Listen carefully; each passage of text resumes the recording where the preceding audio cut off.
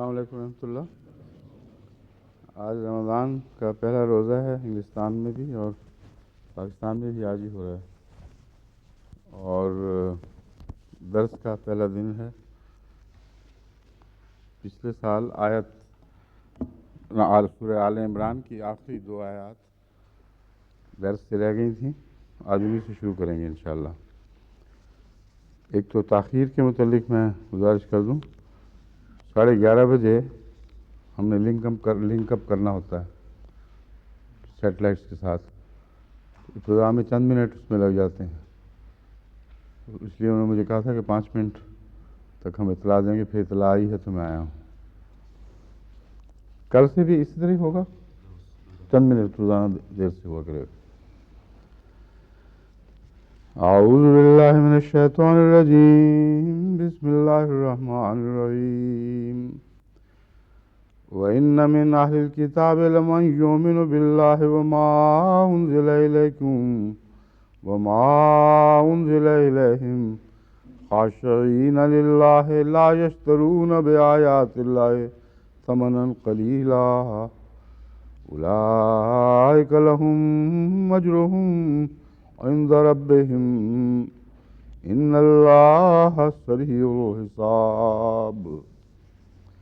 یا ایھا الذین آمنوا اصبروا وصابروا ورابطوا واتقوا اللہ لعلکم تفلحون۔ آل عمران آیات 200 اور 201۔ وَإِنَّ مِنْ أَهْلِ الْكِتَابِ، یقیناً اہل کتاب میں سے ایسے ہیں، لَمَن یُؤْمِنُ بِاللَّہِ،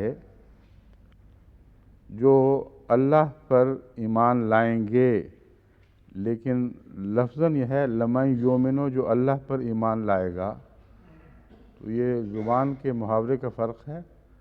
اردو میں ہم یہ کہتے ہیں جو اللہ پر ایمان لائیں گے، تو عربی میں طریق ہے وَإِنَّ مِنْ أَهْلِ الْكِتَابِ، یقیناً اہل کتاب میں سے کئی ایک ایسے ہیں جن میں سے ہر ایک اللہ پر ایمان لائے گا، یہ طرز بیان ہے۔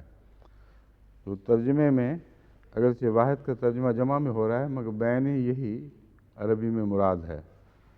وَإِنَّ مِنْ أَهْلِ الْكِتَابِ، یقیناً اہل کتاب میں سے ایسے بھی ہیں کہ جو اللہ پر ایمان لائیں گے، یہ لفظی ترجمہ ہے جو اللہ پر ایمان لائے گا، وَمَا أُنزِلَ إِلَيْكُمْ، اور جو تم پر اتارا گیا، وَمَا أُنزِلَ إِلَيْهِمْ، اور جو ان کی طرف اتارا گیا، خاشعین للہ، اللہ کے حضور عاجزی اختیار کرتے ہوئے، لا یشترون بآیات اللہ ثمنا قلیلا، وہ اللہ کی آیات کے بدلے حقیر مال قبول نہیں کرتے، حقیر قیمت قبول نہیں کرتے۔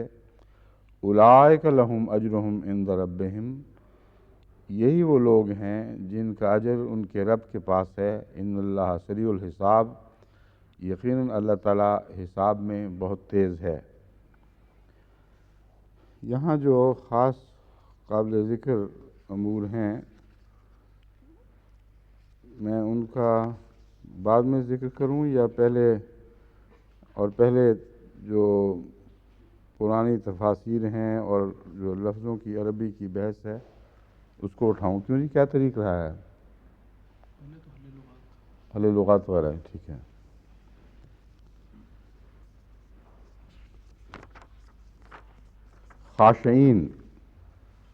خاشعین کی حل لغات یہ ہے کہ الخشوع الضراعت، یعنی خشوع انکساری کو کہتے ہیں۔ بس سوال یہ ہے کہ خشوع اور الضراع میں فرق کیا ہے؟ حضرت امام راغب کے نزدیک اکثر ما یستعمل الخشوع فی ما یوجد علی الجوارح، خشوع کا اکثر استعمال جوارح کے لیے ہوتا ہے، یعنی اعضاء کے لیے، بدن کا جھکنا، رکوع میں چلے جانا، سجدے میں گر جانا، یہ بدنی حرکات جو خدا تعالیٰ کے حضور عاجزی کا اظہار کرتی ہیں، ان کو بالعموم عربی میں خشوع سے بیان کیا جاتا ہے۔ الضراعۃ اکثر ما تستعمل فیما یوجد فی القلب، اور حضرت امام راغب کے نزدیک ذرات کا لفظ زیادہ تر دل کی کیفیات پر استعمال ہوتا ہے، اور روح کا سجدہ، طبیعت میں، مزاج میں انکساری اور عاجزی۔ اذا ضرع القلب خشعت الجوارح، یعنی دوسرے لفظوں میں یہ کہہ سکتے ہیں کہ جب دل میں تضرع پیدا ہو تو اعضاء پر خشوع طاری ہو جاتا ہے، یعنی دل کا تضرع اعضاء کے خشوع میں بدل جاتا ہے۔ بعض نے اس کا برعکس بھی معنی لیا ہے، مثلا النہایۃ لابن الاثیر میں برعکس بات لکھی ہوئی ہے، اقرب الموارد سے ہم نے یہ لیا ہے، اور الخشوع فی الصوت والبصر کالخضوع فی البدن، جو آواز کا خشوع ہے اور نظر کا خشوع یہ ایسے ہی ہے جیسے بدن کا خضوع، یعنی بدن میں خضوع اور نظر وغیرہ کے لیے خشوع کا لفظ استعمال کیا ہے۔ تو میں نے ہی برعکس تو نہیں، مگر کچھ الٹ مضمون ہے اس میں، مگر حضرت امام راغب بہرحال قرآن فہمی کے لحاظ سے اور عربی الفاظ کے فہم کے اعتبار سے سب پر بالا ہیں ماشاءاللہ، اور میں امام راضی والا ہی ترجمہ قبول کرتا ہوں، اور حضرت مسلم موعود وغیرہ سب نے اسی ترجمے کو ترجیح دی ہے کہ خشوع کا تعلق زیادہ تر بدن کے ساتھ، اور الذرا جو ہے لفظ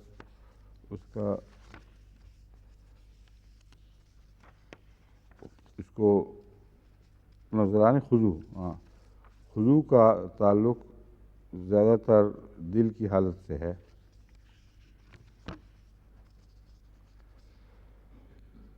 دوسری بحثیں جو اس میں قابل ذکر ہیں وہ یہ ہیں کہ یہ کون لوگ ہیں جن کا ذکر ہو رہا ہے۔ اس سلسلے میں بہت سے مفسرین نے بعض معین نام بھی بیان کیے ہیں، بعض نے تعداد بھی لکھی ہے کہ وہ کون لوگ تھے، لیکن ایک بیچ میں ایسا مسئلہ ہے جو سمجھائے بغیر آپ کو بات سمجھ نہیں آئے گی کہ یہ لوگ کیوں اس قسم کے اختلاف کر رہے ہیں، معین کرنے میں کیا دقت پیش آ رہی ہے۔ وہ یہ کہتے ہیں، یعنی سوچنے والے، کہ اہل کتاب تو وہ ہیں جو پہلے کتاب پر ایمان لاتے ہیں، پھر وہ قرآن کریم فرما رہا ہے کہ تم پر بھی ایمان لائیں گے، یعنی وہ جو اتارا گیا تم لوگوں کی طرف، یعنی اللہ کے رسول کی معرفت جو آیات تمہاری خاطر نازل کی گئی ہیں ان پر بھی وہ ایمان لائیں گے۔ وما انزل الیکم، پھر بعد میں یہ جو فرما دیا وما انزل الیہم، اور جو ان پر اتارا گیا، تو یہ کیا قصہ ہے؟ تین امکانات پیدا ہوتے ہیں۔ اول یہ کہ ایسے اہل کتاب مراد ہیں جو ایمان نہیں لائے، ان معنوں میں کہ شامل ہو کر باقاعدہ مسلمانوں کی جماعت میں داخل نہیں ہوئے، لیکن ان کی قلبی کیفیت ایسی ہے کہ وہ فی الحقیقت ایمان لاتے ہیں، اور جو کچھ بھی ان پر کتاب پہ اتارا گیا اس پر تو ایمان لاتے ہی ہیں، لیکن انزل الیکم یعنی وما انزل الیکم پر بھی ایمان لاتے ہیں، وما انزل الیہم، دوبارہ ان کا ذکر وما انزل الیہم کر کے گویا ان کی مستقل وابستگی تو اہل کتاب سے کر دی گئی، مگر یہ بھی بیان کر دیا گیا کہ اہل کتاب سے وابستہ رہتے ہوئے بھی وہ حضرت اقدس محمد رسول اللہ صلی اللہ علیہ وآلہ وسلم پر ایمان میں کامل ہیں، خاشعین للہ، وہ خدا کے حضور جھکتے ہیں۔ یہ ہے ایک پہلو جو قابل توجہ ہے۔ دوسرا وہ کہتے ہیں بعض کہ در حقیقت اس میں وہ لوگ مراد ہیں جو آن حضرت پہلے کتاب پر ایمان لائے تھے، پھر آن حضرت صلی اللہ علیہ وآلہ وسلم پر ایمان لائے، پھر قرآن کی ہدایت کے تابع اس تعلیم پر بھی ایمان لائے جس پر پہلے ایمان رکھتے تھے، اور یہ وہ لوگ ہیں جو اہل کتاب میں سے مختلف وقتوں میں مسلمان ہوئے۔ ان کی تفصیل بیان کرتے ہوئے مفسرین نے جو لکھا ہے وہ میں آپ کے سامنے پڑھ کے سنا دیتا ہوں۔ تفسیر کبیر جلد 9 154 میں یہ درج ہے، روح المعانی میں بھی، تفسیر البحر المحیط میں بھی، کہ یہ آیت دراصل نجاشی کے متعلق نازل ہوئی تھی، کیونکہ وہ کہتے ہیں کہ نجاشی ان لوگوں میں سے تھا، جو میں نے ابھی بات بیان کی ہے، کہ جو ایمان تو لایا اہل کتاب میں سے تھا، آن حضرت صلی اللہ علیہ وآلہ وسلم پر نازل ہونے والی وحی جب اس کے سامنے تلاوت کی گئی تو اس نے کہا ایک ذرہ بھی میں اس میں فرق، میرے ایمان میں اور اس میں فرق نہیں ہے، اور اس کے باوجود وہ جہاں تک رسمی تعلق ہے عیسائی ہی رہا، عیسائی کہلاتا رہا، مگر اس کے ایمان کا یہ حال تھا کہ بیان کیا جاتا ہے کہ آن حضرت صلی اللہ علیہ وآلہ وسلم کو اس کے وصال کی اطلاع وحی کے ذریعے دی گئی اور آپ نے اس کا جنازہ پڑھا۔ اب یہ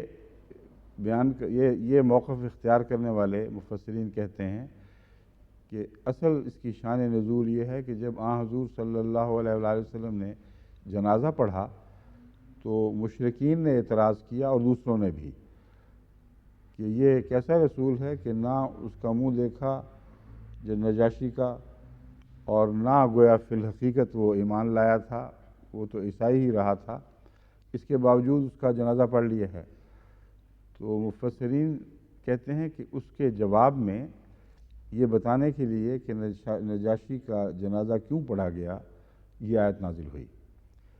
یہ وہی جو شان نزول کا شوق رکھنے والے بعض آیات کو محدود کر کے ایک ہی جگہ باندھ رکھتے ہیں، یہ ان کا موقف ہے، مگر یہ واقعہ اپنی جگہ اپنی ایک شان رکھتا ہے، اور اس آیت کے مفہوم میں وہ بھی داخل ہو سکتا ہے، مگر یہ کہنا کہ محض نجاشی کی خاطر یہ آیت نازل ہوئی یہ درست نہیں، چنانچہ بہت سے دوسرے مفسرین اس موقف کو قبول نہیں کرتے اور وہ بعض اور لوگوں کی نشاندہی کرتے ہیں، ایک کی بجائے کچھ زیادہ کی نشاندہی کرتے ہیں۔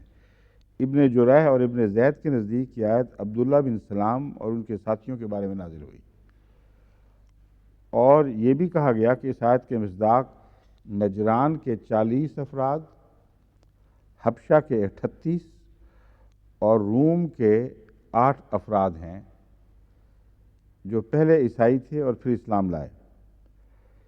یہ دوسرے طبقے کے لوگوں نے ایک شخص سے اس آیت کے مضمون کو باندھنے کی بجائے ان افراد پر عام کیا، مگر ابھی بھی مخصوص لوگ ہیں۔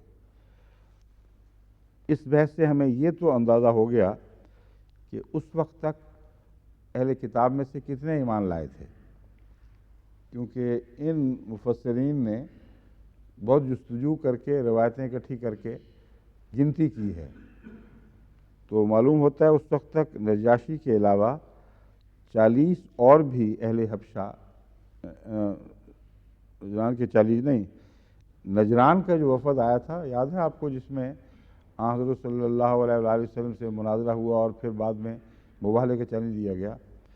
نجران کے عیسائیوں میں سے اس وقت تک 40 عیسائی مسلمان ہو چکے تھے، اور حبشہ کے 38 افراد، اور روم کے، یہ جس کو ہم رومن امپائر کا وہ حصہ ہے جو مسلمانوں کے اس علاقے کے ساتھ ملتا تھا، اس کے 8 افراد عیسائیت سے اسلام قبول کر چکے تھے۔ مگر مجاہد کے نزدیک یہ آیات نہ پہلے کے لیے خاص ہیں نہ ان سب کے لیے خاص ہیں، یہ عمومی آیات ہیں جن کا ہر اہل کتاب، ایسے اہل کتاب سے تعلق ہے جو دل سے ایمان لے آیا ہو اور ظاہراً بھی اس نے قبول کر لیا ہو۔ یہ آیت ان تمام ایمان لانے والوں کے بارے میں اتری ہے جو اسلام سے قبل اہل کتاب میں سے تھے لیکن اسلام قبول کر لیا۔ امام راضی نے مجاہد کے قول کو اولا قرار دیا ہے۔ باقی سب مفسرین کے ترجموں کے مقابلے کی تفسیر سے مجاہد کی تفسیر کو بہتر جانا ہے، لیکن اس میں یہ مسئلہ ابھی حل نہیں ہوا کہ اگر یہ عمومی آیت ہے اور سب اہل کتاب پر اطلاق پاتی ہے جو مسلمان ہوئے، تو مسلمان ہونے کے بعد پھر ان کے اس کلام پر ایمان لانے کا کیا مطلب ہے جہاں سے ان کے سفر کا آغاز ہوا تھا؟ وہ تو پہلے ہی ایمان لا رہے تھے اہل کتاب پر، تو یہ کہنے کے بعد کہ وہ تمہارے اوپر نازل ہونے والی وحی پر بھی ایمان لے آئے، پھر یہ کہنے کی کیا ضرورت تھی؟ حضرت مسلم موعود نے اس کی یہ توجیہ پیش فرمائی ہے کہ دراصل ان کا بائبل پر ایمان ایک سرسری اور روایتی ایمان تھا جو حقیقت میں حضرت صلی اللہ علیہ وآلہ وسلم پر ایمان لانے کے بعد پختہ ہوا، اور اس قوی ایمان کے ساتھ ان کے پہلے ایمان کو بھی تقویت ملی، اور اس کا حقیقی مفہوم ان کو اس وقت سمجھ آیا جب حضرت صلی اللہ علیہ وآلہ وسلم پر ایمان لے آئے۔ تو اس پہلو سے یہ معنی جتنے بھی دوسرے تفسیری معنی ہیں انہیں سب سے بلند شان کا ہے۔ دوسرے اس میں ایک پیشگوئی کا رنگ بھی ہے، لے آئے یعنی اس وقت تک جو لوگ لا چکے تھے ان کی بحث نہیں ہے، بلکہ مختلف بعد میں آنے والے گروہ جو ہمیشہ اسلام میں داخل ہوتے رہیں گے ان کا ذکر بھی ہے، اور وہ کون لوگ ہوں گے اس کی چابی دراصل لفظ خاشعین میں رکھی گئی ہے۔ اس تعلق میں اب ہم اس آیت کی طرف لوٹتے ہیں۔ وَإِنَّ مِنْ أَهْلِ الْكِتَابِ لَمَنْ يُؤْمِنُ بِاللَّهِ، اہل کتاب میں سے یقیناً ایسے ہیں، لَمَنْ يُؤْمِنُ بِاللَّهِ یہاں ترجمہ مستقبل میں بھی کیا جا سکتا ہے۔ ایک تو ہے جو ایمان لاتے ہیں اور ایک ہے جو اللہ پر ایمان لائیں گے، وَمَا أُنزِلَ إِلَيْكُمْ اور جو تم پر اتارا گیا، وَمَا أُنزِلَ إِلَيْهِمْ اور جو ان پر اتارا جا چکا ہے، تو گویا کہ وہ اپنے ایمان میں محمد رسول اللہ کے ایمان کے راستے سے داخل ہوں گے۔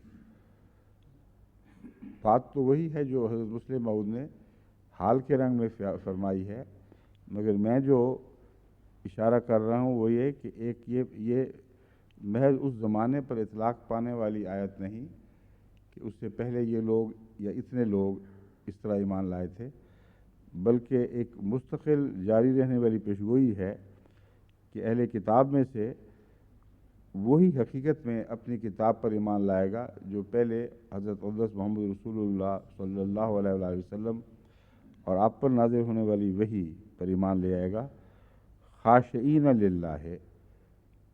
یہ ایسے لوگ کون ہوں گے؟ وہ جن کے دل اللہ کے حضور جھکے رہتے ہیں۔ اور لفظ خاشعین کے متعلق اگرچہ ابھی آپ نے مفردات کا حوالہ سنا ہے کہ جوارح سے تعلق رکھتا ہے، مگر ہر جگہ جہاں جوارح سے تعلق کا ذکر ہے وہاں اکثر کا لفظ آتا ہے۔ ہرگز کسی اہل زبان نے یہ نہیں کہا کہ خاشعین محض جوارح یعنی اعضاء سے تعلق رکھتا ہے، دل سے نہیں رکھتا۔ یہ بعض اوقات دل سے بھی اور جوارح سے بھی اس وقت تعلق رکھتا ہے جب اس کا دل سے آغاز ہو، جوارح پر اس کا اثر پھیل جائے، تو اس کو اس وسعت کے ساتھ بھی سمجھا جا سکتا ہے کہ وہ خاشعین جن کے دلوں میں عاجزی پیدا ہوتی ہے اور اس عاجزی کے نتیجے میں ان کے بدن اس عاجزی کے تابع خدا کو سجدے کرتے ہیں، یعنی ظاہراً قبول بھی کر لیتے ہیں۔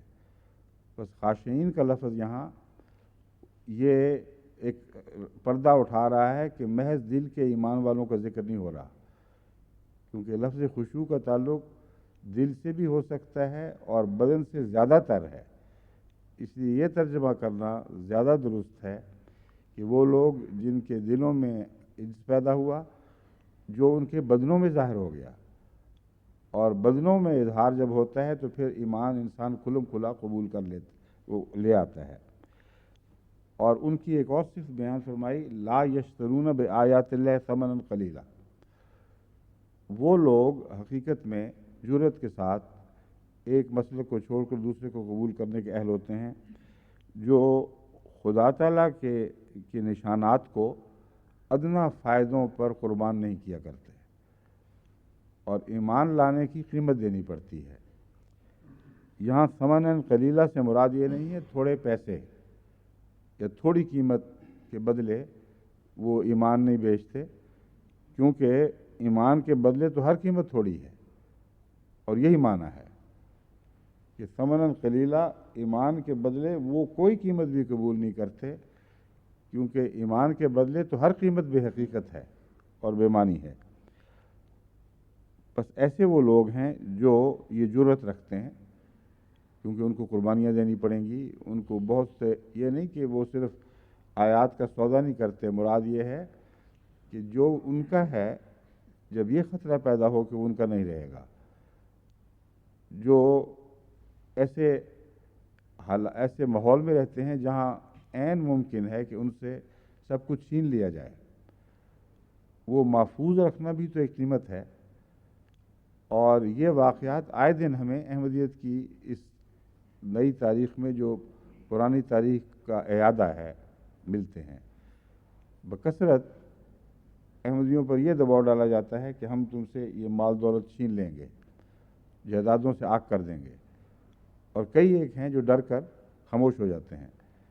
تو انہوں نے قیمت قبول کی ہے، بظاہر باہر سے پیسے نہیں لیے، مگر ان کو ایک قیمت ملی ہے اپنا ایمان بیچنے کے نتیجے میں، کہ اپنی جائیدادوں سے محروم نہیں کیے گئے۔ تو یہ ابتلا ہے جس کی طرف اشارہ ہے کہ ایسے لوگ جن کا دل خدا کے حضور جھک چکا ہو، جن کے اعضاء اور جوارح خدا کے حضور جھک چکے ہوں، ان کے نزدیک پھر کوئی قیمت بھی کافی قیمت نہیں رہتی ایمان کے سودے کے لیے۔ اولئک لہم اجرہم عند ربہم، یہی وہ لوگ ہیں جن کا اجر ان کے رب کے پاس ہے، یعنی یقینی طور پر محفوظ ہے۔ ان اللہ سریع الحساب، یقیناً اللہ تعالیٰ حساب میں بہت جلدی کرنے والا ہے۔ اب یہ سریع الحساب کا لفظ پہلے بھی ہمارے عام ترجمہ قرآن کی کلاس میں آیا تھا، وہاں میں نے اس کی وضاحت کی تھی کہ بعض دفعہ موقع ایسا لگتا ہے کہ جیسے بہت دیر کی بات ہوگی، اور اللہ تعالیٰ لفظ سریع الحساب استعمال فرماتا ہے اپنے لیے، تو بظاہر مضمون میں تضاد دکھائی دیتا ہے۔ اگر یہ مانے لیے جائیں کہ ان کا اجر ان کے رب کے پاس محفوظ ہے، مرنے کے بعد، قیامت کے بعد جب وہ جی اٹھیں گے دوبارہ یا اٹھائے جائیں گے تو ان کو اجر ملے گا، تو سریع الحساب سے اس کا کیا تعلق ہوگا؟ سریع الحساب تو ہے جو آنن فانن حساب کرنے والا، فوری طور پر وہ فیصلہ کر لیتا ہے حساب کی روح سے۔ اس کے دو معنی نکل سکتے ہیں۔ اول تو سب سے پہلے جو دائمی چیز ہے وہ یہ ہے کہ سریع الحساب کا لفظ جزا دینے میں فوری نہیں ہے، حساب کرنے میں فوری ہے، اور جب حساب ہو جائے تو پھر جزا محفوظ ہو جاتی ہے۔ بعض لوگ کہتے ہیں ہمارا حساب کر دو، پیسے خواہ بعد میں بھی دینے ہوں، یہ تو تسلی ہو گئی کہ ہمارا حساب ہو گیا، کہ ہاں ہم بخشے گئے ہیں، ہمیں کوئی فکر نہیں ہے۔ اور ایسے موقع پر سریع الحساب کا لفظ آتا ہے جہاں کچھ اندرونی کمپلیکیشنز ہیں جن کو سمجھنا ہر کس و ناقص کا کام نہیں ہے۔ وہ لوگ جن کے دل کی خشیت کے ساتھ تعلق، دل کی تبدیلیوں کے ساتھ جن کا تعلق ہو، اور بعض ان میں سے ایسے بھی ہوں جن کے متعلق کہا نہیں جا سکتا کہ در حقیقت یہ کیا کر رہے ہیں، کتنی قربانی دی ہے، کیونکہ اللہ فرماتا ہے آیات ثمن قلیلہ قبول نہیں کرتے۔ ہر انسان جو مومن ہوتا ہے وہ کچھ نہ کچھ قربانی دیتا ہے۔ ہر ایک کی قربانی کا راز ہر انسان کو معلوم نہیں ہوتا۔ کئیوں کو واقعتاً پیسے دیے جاتے ہیں جو رد کر دیتے ہیں۔ بس یہ جو باریک قربانیوں کی راہیں ہیں، ان کا حساب خدا کے سوا جو عالم الغیب ہے وہ کر ہی نہیں سکتا، اور وہ ساتھ ساتھ ہو رہا ہے، اس کے لیے کسی انتظار کی ضرورت نہیں ہے۔ تو اللہ تعالیٰ فرماتا ہے کہ تو یہ وہ لوگ جو ان حالات سے گزرے ہیں اور سب قربانی کی راہوں سے گزر کر اسلام میں داخل ہوئے ہیں، ان کی کوئی باریک سے باریک قربانی بھی ایسی نہیں جو اللہ کی نظر سے رہ گئی ہو اور اللہ کے حساب سے رہ گئی ہو۔ وہ حساب جاری ہے ساتھ ساتھ اور ہو رہا ہے، جس کا قطعی نتیجہ یہ نکلتا ہے کہ عند ربہم اجرہم عند ربہم، ان کا اجر لازماً اللہ کے پاس ہے، کیونکہ جب حساب ہو گیا تو اس کو تبدیل نہیں کیا جا سکتا، یقینی اجر ہے۔ دوسرا سریع الحساب کا مطلب اگر اس دنیا پر اس کا اطلاق کرنا ہو تو یہ بنے گا کہ ان کو دنیا میں بھی اجر ملے گا، اور اللہ تعالیٰ حساب میں بہت لمبی تاخیر نہیں کرے گا، اور ایسے لوگ جو خدا کی خاطر قربانیاں دیا کرتے ہیں ان کو ضرور دنیا میں بھی جزا مل جاتی ہے۔ اور یہ ایک ایسا مضمون ہے جس کو ہم نے قطعیت کے ساتھ ہمیشہ پورا ہوتے دیکھا ہے۔ اگر کہیں استثناء ملے ہیں اور شاذ کے طور پر ملتے ہیں تو بعید نہیں کہ ان لوگوں کے دل کی کیفیت میں کچھ کمزوری آ چکی ہو اور ان کی قربانی میں توئی قربانی کا رنگ کا حصہ نہ رہا ہو، اور اگر حقیقت میں اختیار ہوتا تو شاید وہ پیچھے ہٹ جاتے۔ ایک یہ احتمال موجود ہے، مگر اس احتمال کو بھی ہم قطعیت سے کچھ نہیں کہہ سکتے، کیونکہ اللہ تعالیٰ جو سریع الحساب ہے اس نے پتہ نہیں کیا کیا چیزیں ان کے اندر دیکھی ہیں، کوئی حکمتیں ہیں اس کے پیش نظر۔ اس لیے یہ کہہ کر ایسے لوگوں کو ایمان کو رد کرنا ہمارا حق نہیں ہے، ناجائز ہے۔ میں نے احتمال بتایا کہ یہ بھی ہو سکتا ہے، کوئی انسانی آنکھ سے دیکھ کر ہم فتویٰ نہیں دے سکتے۔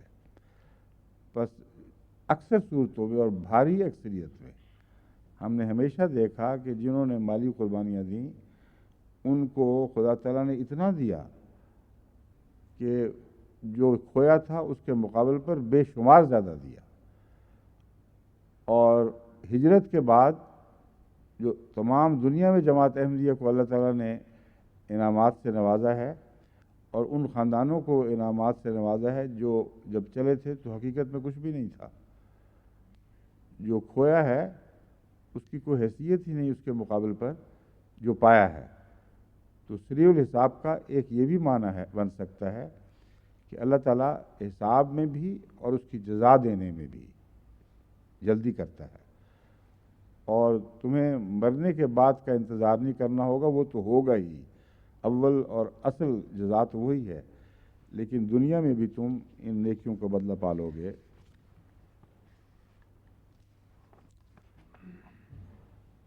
اس سلسلے میں جو مستشرقین کے حوالے ہیں ان میں سے میں ایک دو پڑھتا ہوں۔ مشکل یہ ہے کہ منہ کا مزہ تبدیل کرنے کے لیے اچھی چیز بعد میں لائی جاتی ہے، اور یہ مستشرقین کے حوالے انہوں نے آخر پہ رکھے ہوئے ہیں۔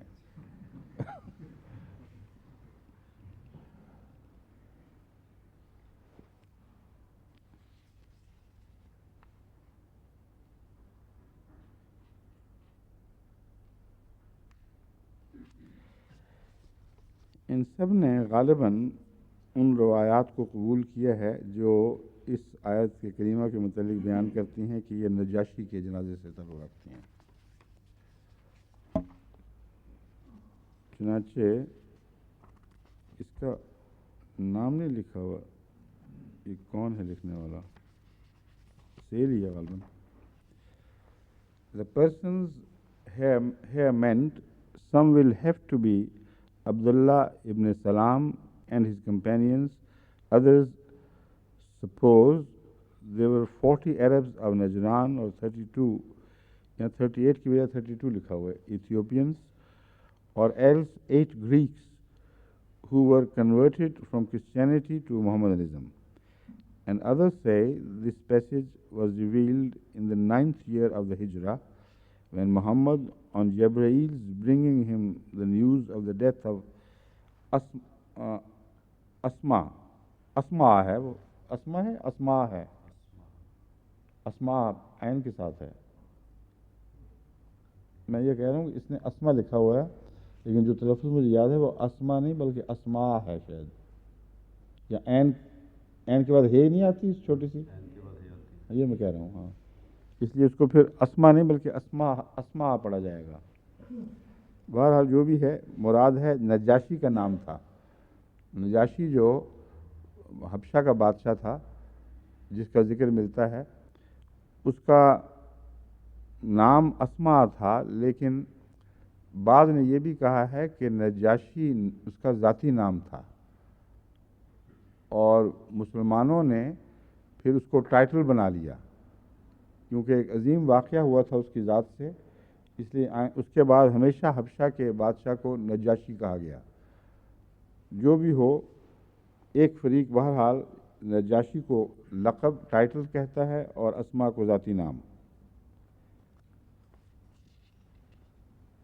ये तस्लीम करता है who had embraced Mohammedan religion some years before, prayed से मुराद मोहम्मद रसूलुल्लाह सल्लल्लाहु अलैहि वसल्लम है, prayed for the soul of the departed, at which some of his hypocritical followers were displeased and wondered that he should pray for a Christian proselyte whom he had never seen. अब ये अजीब सी बेमानी बात है, मुनाफिकों को इस पर तकलीफ़ क्या पहुंची, और गोया कि मुनाफिक ज़्यादा पक्के मोमिन हैं।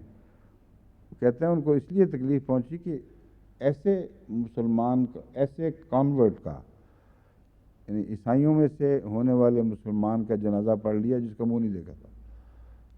अब मुंह ना देखना और जनाजा पढ़ना, इसका क्या ताल्लुक़ हुआ? क्या सिर्फ उसी का जनाजा पढ़ा जा सकता है जिसका मुंह ना देखो? तो क्या किसी औरत का जो पर्दादार हो जनाजा नहीं पढ़ा जाएगा? ये नहायत लग़व एक बात उठाई है उसने, सिर्फ मुनाफिकों की तरफ मंसूब करने के लिए, और मुनाफिकों को बेहतर शक्ल में बयान किया गया है। वो ज़्यादा पक्के और कट्टर फंडामेंटलिस्ट थे जिन्होंने ये मौक़िफ़ इख्तियार किया। यहाँ ज़िक्र मुनाफिकों की बहस नहीं है, सिर्फ मुनाफिक तो बाज़ गैरों के मुतल्लिक़ भी मुनाफिकाना रवैये के लिहाज से उनको कहा जा सकता है। यहाँ मोहम्मद सल्लल्लाहु अलैहि वसल्लम के मानने वाले, सिर्फ मानने वाले हरगिज़ मुराद नहीं हैं। मुराद वो लोग हैं जिनको ये तकलीफ़ हुई है इस्लाम की शान और शौकत देखकर कि एक अजीम बादशाह जो ईसाई मुल्क, अक्सरियत ईसाई मुल्क का बादशाह था, वो मुसलमान होता है और हज़रत सल्लल्लाहु अलैहि वसल्लम वही इलाही से इत्तला पाकर उसका जनाजा पढ़ते हैं और बाद के वाक़यात बताते हैं कि वाक़यातन उस वक्त वो फौत हो चुका था। ये एजाज़ है जिसको छुपाने के लिए ये मुस्तशरिकीन इधर उधर की टामकटोइयाँ बातें करके इसे छुपाने की कोशिश करते हैं। कोई मामूली सी एक बात है और अचानक मुसलमान सोसाइटी फट गई और इस वाक़या में इख्तलाफ, इस वाक़या के नतीजे में इख्तलाफ पैदा हो गया। याद रखने की बात यही है कि हैरत एक बहुत अज़ीमुश्शान एजाज़ है कि हज़रत सल्लल्लाहु अलैहि वसल्लम को अल्लाह ने वही से बताया, वही के ज़रिए ये फौत हो गया है और उसका जनाजा पड़ा। जहाँ तक मुँह ना देखने वाली बात है, ये बहस उठाई गई है फ़ुक़हा की तरफ से कि गायबाना जनाजा हो सकता है कि नहीं। वो इससे पहले वहाँ फौत हो चुका था जो बाद में जनाजा पड़ गया। चुनाचे मलक सैफुर्रहमान साहब ने जो मुझे एक मशवरा दिया था कि जनाजा गायब का रिवाज कम करें, उसमें यह हवाला भी दिया था कि नजाशी का जनाजा तो पढ़ा गया और एक और जनाजे का जिक्र किया कि वो भी पढ़ा गया, मगर ये अमूमी रिवाज नहीं था। اس لیے اگر آپ نے شروع کر دیے تو پھر ساری دنیا کی جماعت آپ کے پیچھے پڑ جائے گی اور ہر مرنے والے کے متعلق تقاضے شروع ہو جائیں گے. تو منہ نہ دیکھنا مراد نہیں ہے. غائبانہ کی بحث ممکن ہے کسی نے اٹھائی ہو کہ جنازہ تو اس کا پڑھا جاتا ہے جو سامنے ہو. غیب فوت ہونے والے کا جنازہ نہیں پڑھا جاتا. اس ضمن میں اب میں آپ کو یہ بھی بتا دوں کہ ملک صاحب کی پیشگوئی سچی نکلی ہے اور اب ہر فوت ہونے والے کے متعلق تقاضے آتے ہیں اور یہ اگر شروع کر دیا جائے تو یہ ایک ایسی نئی بدعت بن جائے گی جو سنت حسنہ نہیں رہے گی بلکہ بدعت میں تبدیل ہو جائے گی.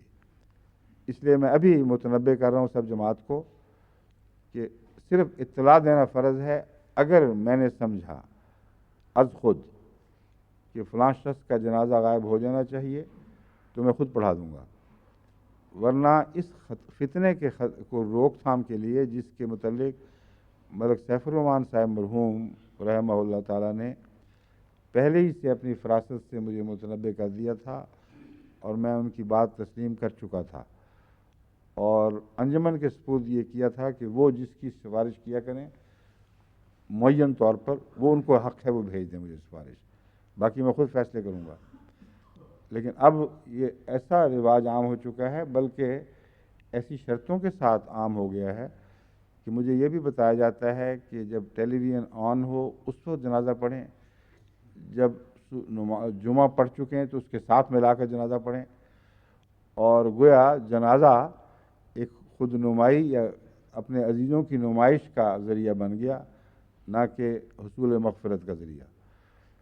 بس آج کے بعد دوبارہ پھر کم سے کم اتنی دیر کے لیے کہ ہمیں یقین ہو جائے کہ یہ رسم مٹ گئی ہے, ہمیں اسی پہلی حالت پر واپس آنا پڑے گا جو پہلے خلفاء کی سنت رہی ہے. روزمرہ جنازہ غائب نہیں پڑھے جاتے تھے, شاذ کے طور پر پڑھے جاتے تھے. سمجھ گئے ہیں؟ بعض دفعہ میں اس وجہ سے از خود استثناء کر لیتا ہوں کہ ایک شخص ہجرت کی حالت میں ہے, واپس جا نہیں سکتا, اس کی والدہ, اس کے باپ یا بہت ہی عزیز لوگ یا وفات پا جاتے ہیں ایسے دردناک حالات میں کہ وہ بچے کو ان کا غائبانہ جنازہ پڑھنا ہے اور غیر معمولی دکھ ہے, اور یا حادثات میں شہید ہو جاتے ہیں یا ویسے شہید ہو جائیں. تو یہ تو ایسی چیزیں ہیں جن کو میں خود استثناء کے طور پر دیکھ سکتا ہوں. مجھے صرف دعائے مغفرت کے لیے لکھ دیا کریں اور وہ ضروری ہے, اس سے میں بھی شامل ہوں گا, لیکن جنازے کے متعلق فیصلہ مجھ پر چھوڑ دیں بس, اور دعائے مغفرت ہو جائے, یہی بہت بڑی چیز ہے, یہی اصل میں ان کا مقصود ہے. تو اس حوالے سے جو اس میں ذکر ہے نا منہ نہیں دیکھا, اس سے مجھے خیال آیا کہ ہو سکتا ہے وہ لوگ یہ باتیں کرتے ہوں کہ جنازہ غائب درست نہیں ہے.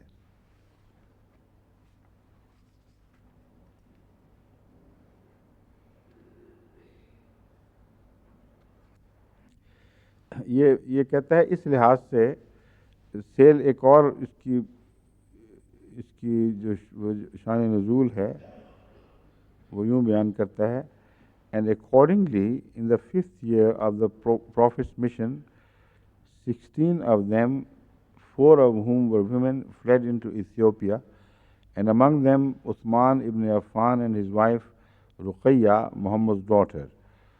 This was the first flight, but afterwards several others followed them, retiring one after another to the number of 83 men and 18 women besides children. These refugees were kindly received by the Najashi. دی نجشی سے یہ اس کا title قبول کر رہا ہے, لیکن ساتھ ہی لکھتا ہے کہ نہیں, جب دی نجشی کہے گا تو مراد ہے کہ مانتا ہے کہ وہ اس کا ٹائٹل تھا, اس کا نام نہیں تھا, مگر بریکٹ میں لکھتا ہے doctor پریدو seems to take this word for a proper name, but it is only the title of the Arabs. It is only the title the Arabs give to early king of this country.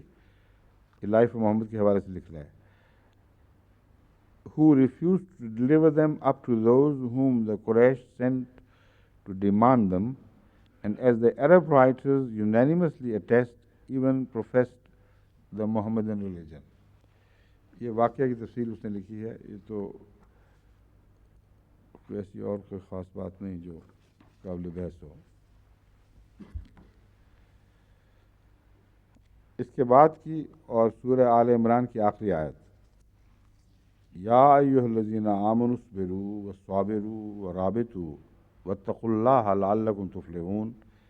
اے ایماندارو، صبر سے کام لو اور دشمن سے، میں تفسیر صغیر سے ترجمہ پڑھ رہا ہوں، اور دشمن سے بڑھ کر صبر دکھاؤ اور سرحدوں کی نگرانی رکھو اور اللہ کا تقوی اختیار کرو تاکہ تم کامیاب ہو جاؤ.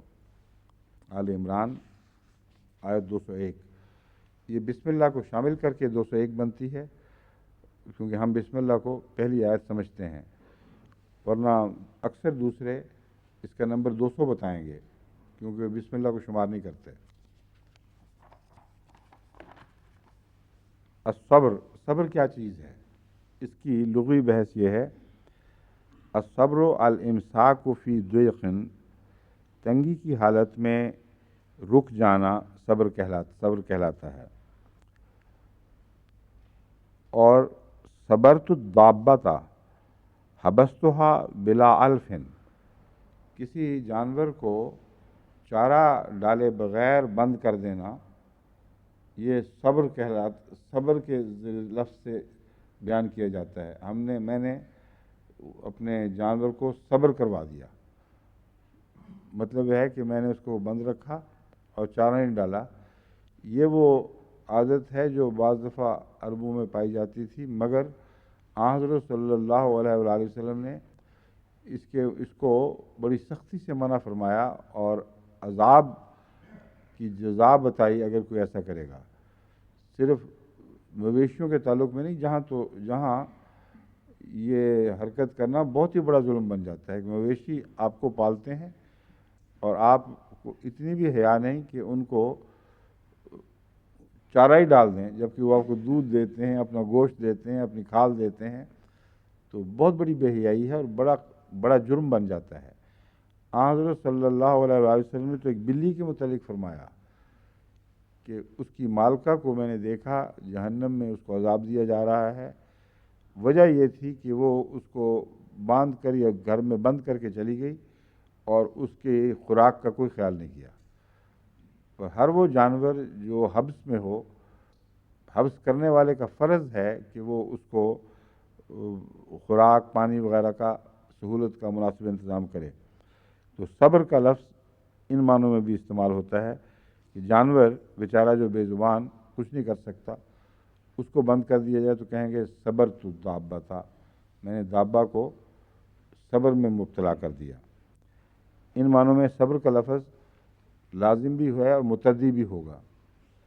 اصبروا و صابروا، صبر کرو اور صابروا، اور ایک دوسرے کے مقابل پر صبر کرو. یہ جو الفاظ ہیں اس کے متعلق آتا ہے، احسبوا انفسکم علی العبادۃ وجاہدوا اہواءکم.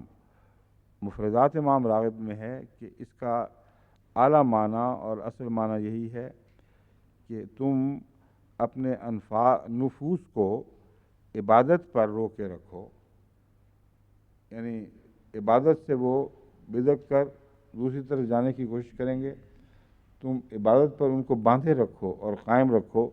یہ صبر کا اولین معنی ہے. وجاہدوا اہواءکم، اور یہاں جو صابرو ہے کہ صبر سکھاؤ بھی اور دوسروں کو صبر کی تعلیم بھی دو یا دوسروں سے صبر کے مقابلے کرو.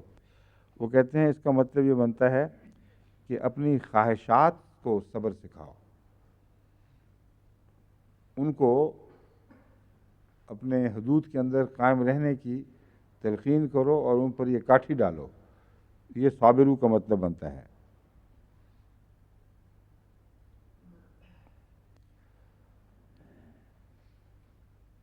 اقرب الموارد میں لکھا ہے، صبر الرجل علی الامر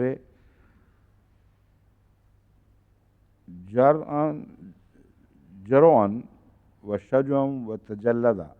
اچھا ماضی میں ہے یہ، ان غلطی سے پڑھا گیا ہے. جروا اس نے جرت دکھائی، و شجوا اور بہادری دکھائی، و تجلدہ اور وہ بھی وہی معنی ہے کہ میدان کارزار میں جو بہادری کے کارنامے کرے کہیں گے تجلدہ. اس نے جرت اور بہادری دکھائی. صبرا عن الشیء امسکا. صبرا کا معنی ہے اصل میں رک جانا، کسی چیز سے رک جانا یا کسی چیز پر رکے رہنا. صبر فلان عن الامر حبسہ، اس نے اس کو کسی کام سے روکا. تو صبرا وہی متعدی معنوں میں استعمال ہوگا یہاں. کسی اور کو روکنا بھی صبرا کے لفظ صبرا سے ظاہر کیا جاتا ہے. صابرہ غالبہ فی الصبر، اس نے صبر میں اس سے بڑھنے کی کوشش کی. صابرہ کا ایک یہ مطلب بھی ہے. صابرو ایک دوسرے سے صبر کے مقابلے کرو. ایک یہ ہے کہ صبر سکھاؤ، ایک یہ معنی ہے صبر کا مقابلہ کرو. تاج العروس میں لکھا ہے، یاقر الموارث میں تھا، تاج العروس میں ہے الصبر و نقید جزع، صبر جزع کی ضد ہے. قال الجوہری الصبر حبس النفس عند الجزع، جوہری کہتے ہیں کہ صبر تو دراصل نفس کو اس وقت روک رکھنے کا کام ہے جبکہ جزع کی حالت ہو، یعنی سخت بے قراری اور تکلیف میں مبتلا ہو انسان. اس وقت اگر اپنے نفس کو انسان روک لے تو اس کو صبر کہتے ہیں.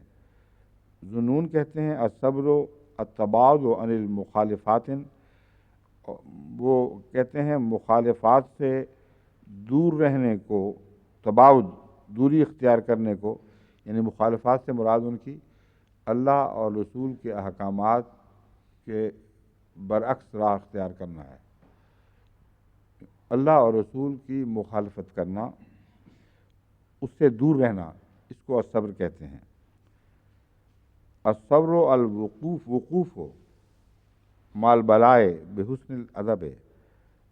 تاج العروس میں ہے کہ الصبر الوقوف ہو، صبر وقوف کو یعنی ٹھہرے رہنے کو کہتے ہیں مال بلائے، مصیبت کے ساتھ.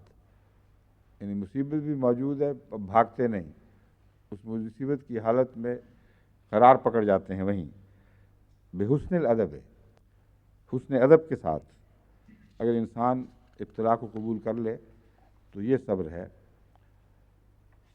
حضرت صلی اللہ علیہ وآلہ وسلم نے ایک موقع پر ایک بڑھیا کو جو اپنے بیٹے کی موت پر جزا فضا کر رہی تھی، اس کو صبر کی تعلیم دی، اور اس نے آگے سے ایک بدتمیزی کا فقرہ کہا.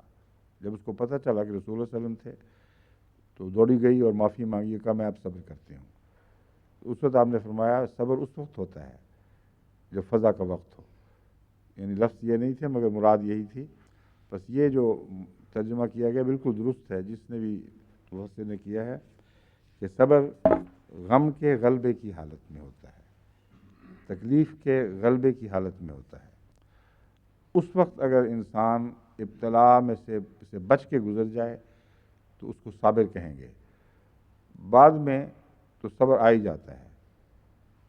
کوئی بھی ایسا نہیں ہے جس کو خدا صبر نہ سکھا دے، یا اس سے پہلے وہ مر جائے تو اس کو ویسے ہی صبر آ جائے گا. مگر وہ صبر جو جزا کے لائق ہے، جس کا قرآن کریم نے غیر معمولی طور پر اللہ کی رضامندی کے قبول کے ذریعے کے طور پر بیان فرمایا ہے، وہ یہی صبر ہے جو غم کے غلبے کی حالت میں انسان کرتا ہے.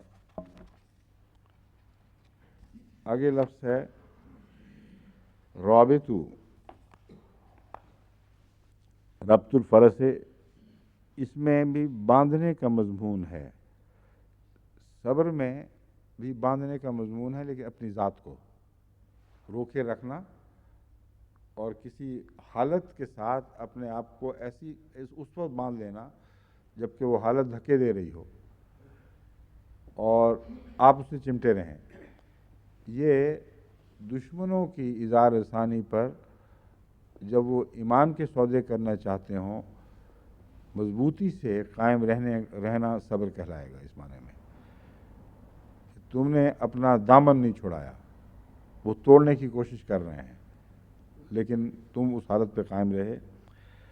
اور ربط ہے وہ بھی باہم ملنے کے معنوں میں، ایک دوسرے سے باندھنے کے معنوں میں بھی ہے اور دوسروں کو باندھنے کے معنی میں بھی ہے۔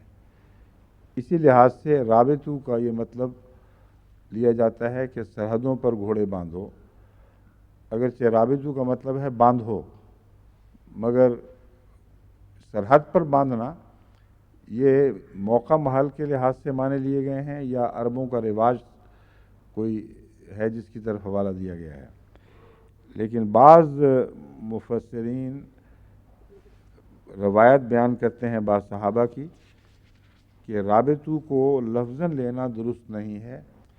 کہتے ہیں ہم کئی غزوات میں حضرت صلی اللہ علیہ وآلہ وسلم کے ساتھ شریک ہوئے، ہم نے تو کسی غزوے میں بھی یا کسی موقع پر بھی غزوے کے علاوہ جو حالتیں ہیں ان میں بھی مسلمان گھوڑوں کو سرحدوں پر بندھا ہوا نہیں دیکھا۔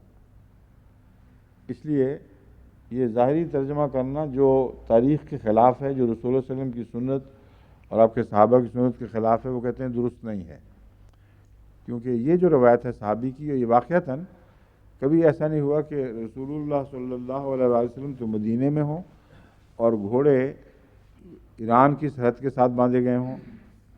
تو یہ محاورہ ہے سرحد پر گھوڑے باندھنا، واقعتاً گھوڑوں کو سرحدوں پر نہیں باندھا جاتا، نگرانی کی جاتی ہے سرحدوں کی۔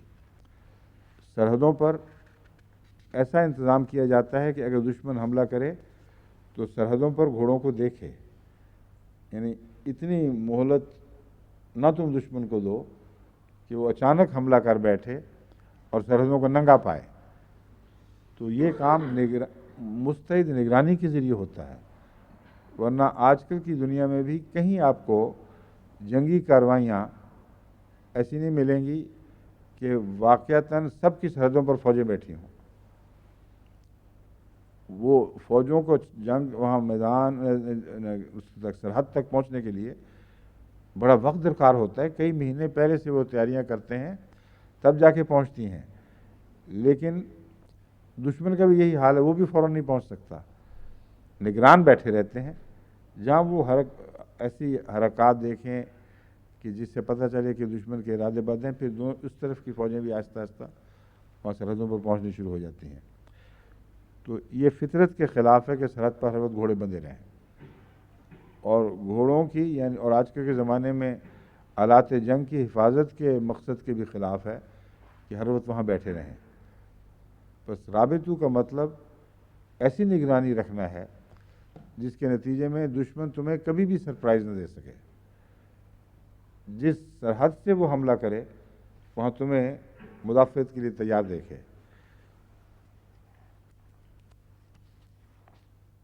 اس طرح آج کل کے زمانے میں بیماریوں کا علاج کیا جاتا ہے نا، پروفیلیکٹکس دے دے کے، یا وہ دیتے ہیں ویکسینیٹ کرتے ہیں، وہ یہی گھوڑے باندھنے والا مضمون جو ہے یہ ہے، جب پتہ لگے کہ دشمن آنے والا ہے تب ویکسینیٹ کرتے ہیں، جہاں وبائیں پھیل جائیں وہ فوراً سب کو کہتے ہیں جی لگاؤ اب ٹھیک ہے اس کو، تاکہ جب جراثیم آئیں تو اچھی طرح ان کی خاطر مدارات ہو، ان کو داخل ہوتے ہی پتہ چلے کہ دشمن جس علاقے پہ حملہ کر رہے ہیں وہ لوگ مستعد ہیں، یہ نظام جو ہے انسانی بدن کا ہر وقت تیار بیٹھا ہے۔ تو یہ رابطو کا مفہوم ہے۔ رابطو کا روحانی معنی لیتے ہوئے تاج العروس نے لکھا ہے کہ ارتباط الخیل محافظۃ علی مواقف الصلاۃ، کہ نماز کے اوقات کی حفاظت کرنا یعنی بر وقت ان کو ادا کرنا، یہ ہے رباط الخیل، کیونکہ یہاں ظاہری سرحدیں تو مراد ہیں نہیں، ہر قسم کی سرحدیں جہاں سے کوئی حملہ کر سکتا ہے۔ ان معنوں میں شیطان کا حملہ سب سے زیادہ اہم ہے کیونکہ سب سے زیادہ خطرناک ہے۔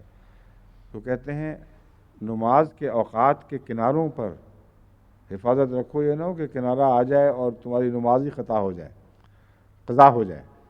اس لیے انہوں نے یہ معنی بھی لیا ہے، اور چونکہ نماز کے اوقات وقت میں سرحدیں بناتے ہیں، اس پہلو سے یہ ایک لطیف معنی ہے۔ اور دل سے بھی اس مضمون کا تعلق ہے ربط کا، چنانچہ ربط اللہ علی قلبہ کا مطلب ہے اللہ نے اس کے دل کو مضبوط کیا۔ المجد نے یہ لکھا ہے۔ امام راغب نے بھی یہ معنی قبول کیے ہیں، کہتے ہیں ربط علی القلب، کہ کسی کے دل کو مضبوط کرنا اور اسے استقلال بخشنا، یہ ربط کا معنی ہے۔ وَرَبَطْنَا عَلَىٰ قُلُوبِهِمْ، قرآن کریم کی آیت کا حوالہ دیتے ہیں کہ ہم نے ان کے دلوں کو باندھ دیا مضبوطی سے۔ تو ربطنا کا مطلب ہے ان کو اکٹھا سمیٹ دیا، ان میں انتشار نہ پیدا ہو۔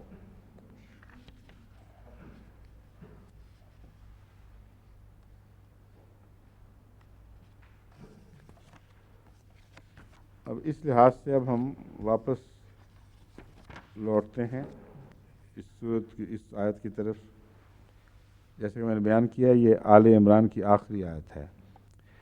یا ایھا الذین آمنوا اصبروا وصابروا ورابطوا، اس کا جو ظاہری معنی ہے جو ابھی بیان ہوا ہے کہ ایسی تکلیفیں جو دشمن کی طرف سے ہوں، ایسے خطرات جو واقعتاً سرحدوں سے وابستہ ہوں، یعنی دشمن کے حملوں سے تعلق رکھتے ہوں، اس پہلو سے جب ہم اس کا ترجمہ کریں گے تو اس صورت کے آخر پر رکھنے کا مقصد یہ ہے کہ اس سے پہلے 3 بڑے غزوات کا ذکر گزر چکا ہے، جنگ بدر کا، جنگ احد کا، اور حمراء الاسد کا، اور بعض اشارے ایسے وضاحت کے ساتھ ہیں جس سے پتہ چلتا ہے کہ آئندہ بھی دشمن کی طرف سے خطرات درپیش ہوں گے۔ تو یہ ان تمام مواقع پر جب دشمن سے مسلمان برسر پیکار ہوئے، اللہ تعالیٰ نے غیر معمولی ان کی حفاظت فرمائی، مگر اس میں یہ مضمون بھی داخل تھا کہ آن حضرت صلی اللہ علیہ وآلہ وسلم ہمیشہ نگرانی فرماتے تھے اور ٹول لیا کرتے تھے کہ دشمن کے کیا ارادے ہیں، اور یہ رباط کا نظام آن حضور صلی اللہ علیہ وآلہ وسلم پہلے سے جاری فرما چکے تھے۔ یعنی عملاً گھوڑے اس طرح تو نہیں باندھے گئے، مگر ہر وقت کی خبر رکھتے تھے۔ چنانچہ اس صورت میں مسلمانوں کو یہ بھی متنبہ کیا گیا کہ سرحدوں پر اس طرح نہ کھڑے ہو کہ دشمن تمہیں دیکھ لے، اور وہ بھی متنبہ رہے۔ چنانچہ منع فرمایا کہ ایسے لوگوں کو دوست نہ بناؤ جو تمہارے راز لینا چاہتے ہیں، اور تمہارے راز لے کر وہ تمہارے خلاف استعمال کریں گے، کیونکہ تمہارے بہی خواہ نہیں ہیں، وہ تمہارا برا چاہتے ہیں، تمہیں تکلیف پہنچے تو ان کو خوشی ہوتی ہے۔ بس سرحد پہ گھوڑے باندھنے کا یہ دوسرا معنی بھی بیان ہو گیا اسی صورت میں، کہ تم لوگ دشمن کی حرکتوں پر نگاہ رکھو، باریک نظر رکھو، اور لا تجسسو کا یہ مطلب ہرگز نہیں ہے کہ دشمن کی نگرانی نہ کرو۔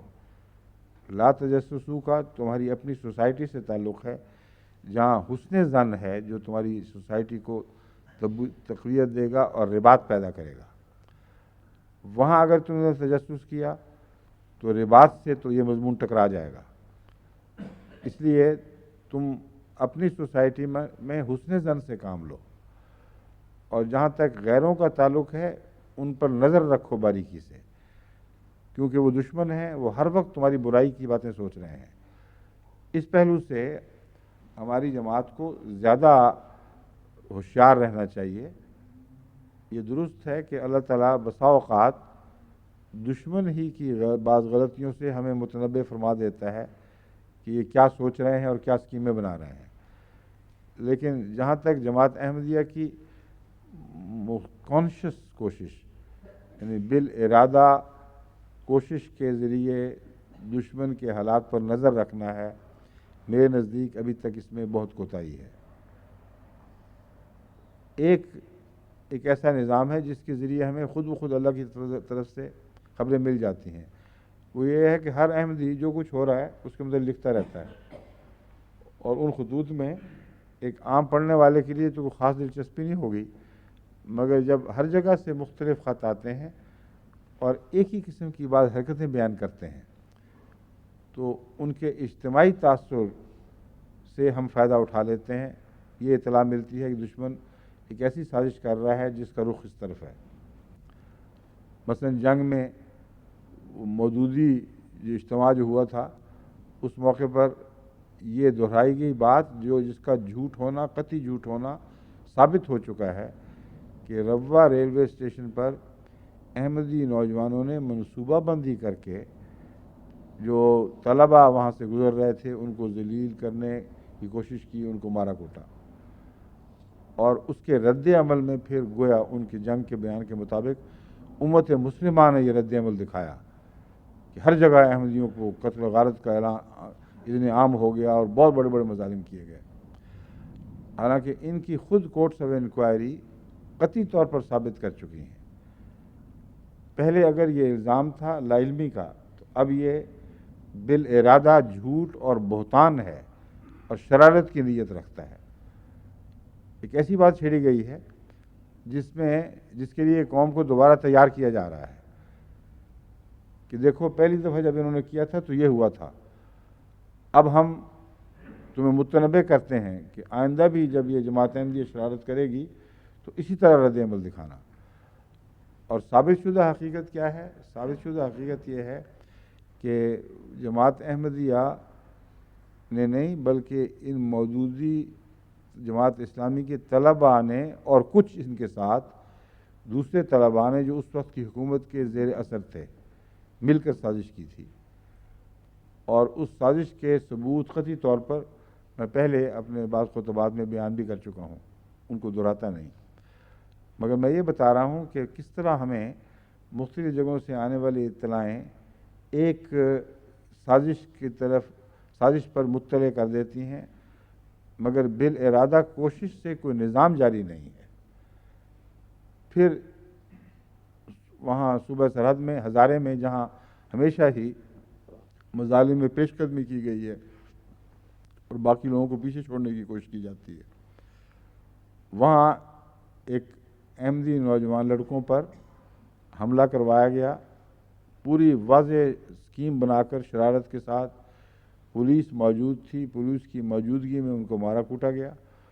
اور جب انہوں نے جوابی کارروائی کی اپنے آپ کو بچانے کے لیے تو پھر بندوقیں آئیں اور ان پر فائرنگ ہوئی، اور ساتھ ہی فوراً سارے ضلع میں اور صوبہ سرحد کے اخباروں میں یہ خبریں لگ گئیں کہ احمدیوں نے نہایت بھیانک منصوبہ بنا کر مظلوم نہتے غیر احمدی طلباء پر حملہ کیا اور ان کو زدوکوب کیا، اور ساتھ ہی ان کے کئیوں کی جان کو لالے پڑ گئے اور بڑے خطرناک واقعات پیدا ہوئے.